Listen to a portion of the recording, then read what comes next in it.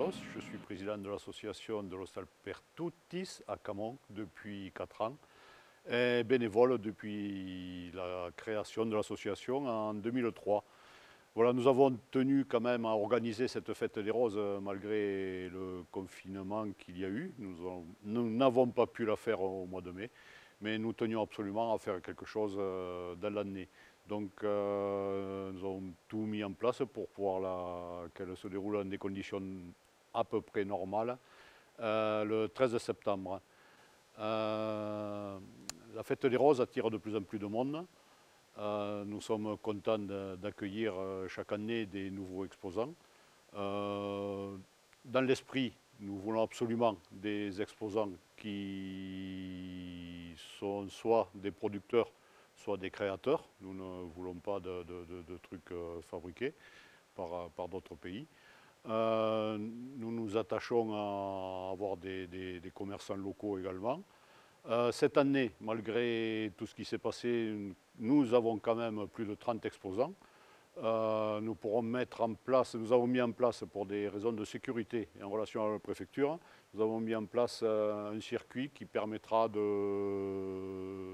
d'imposer un sens unique en toute sécurité, avec le maximum de sécurité, et avec le port du masque. Par contre, le port du masque sera obligatoire sur toute la manifestation.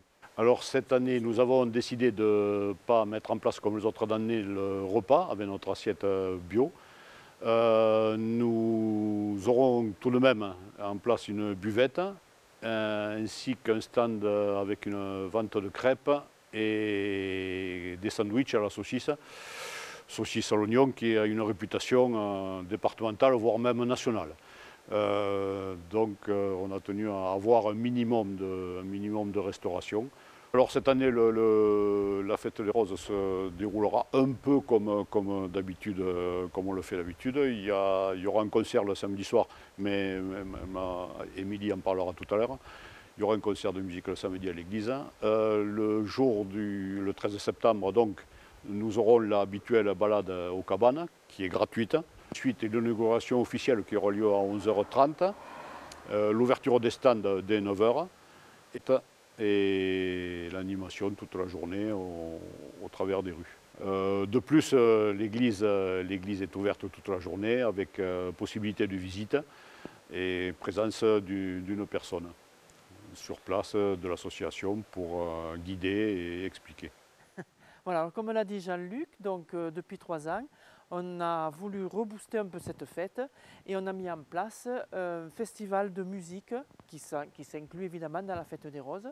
Donc ce festival, il est organisé par une association toulousaine qui s'appelle ACEPRAC, qui sont là pour promouvoir les jeunes talents de la région notamment.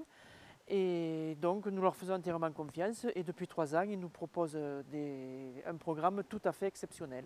Alors cette année, le samedi soir, à l'église, nous aurons un orchestre qui s'est constitué autour d'un orchestre de chambre.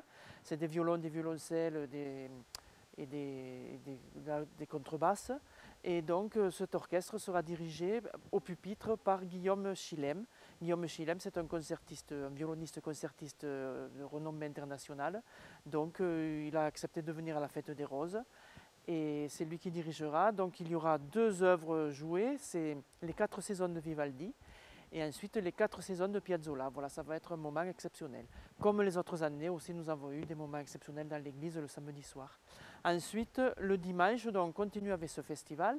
Alors, à 13h30, il y aura un concert autour de la cérémonie du cacao comme faisaient les Mayas, c'est-à-dire flûte indienne jouée par Pierre Hamon, les percussions jouées par Florent Tisseire, qui sont aussi 2 grands musiciens toulousains.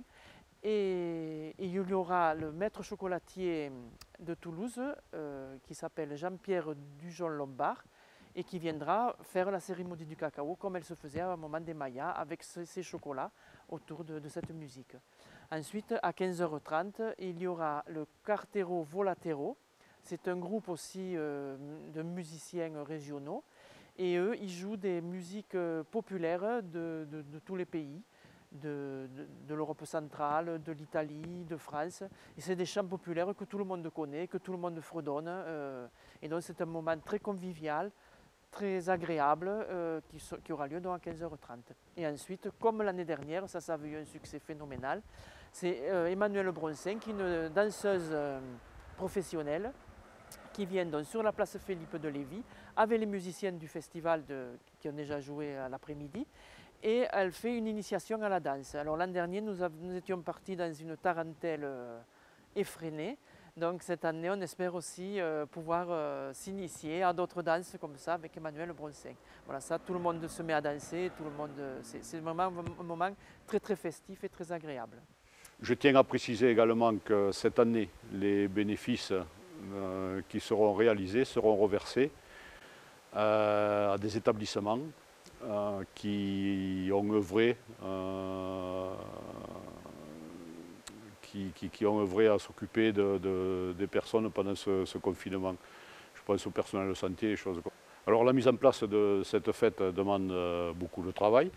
Je m'appuie sur une secrétaire trésorière, Émilie Alabert, qui s'occupe de toute la partie administrative et de beaucoup de choses d'ailleurs. Et nous sommes une vingtaine de bénévoles, dont la moyenne d'âge est croissante, mais on tient le coup.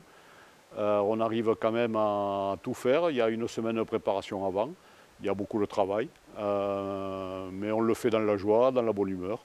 D'ailleurs, on se fait toujours un petit repas d'avant-fête pendant la mise en place, voilà, qui resserre un peu les liens et qui nous permet d'être efficace.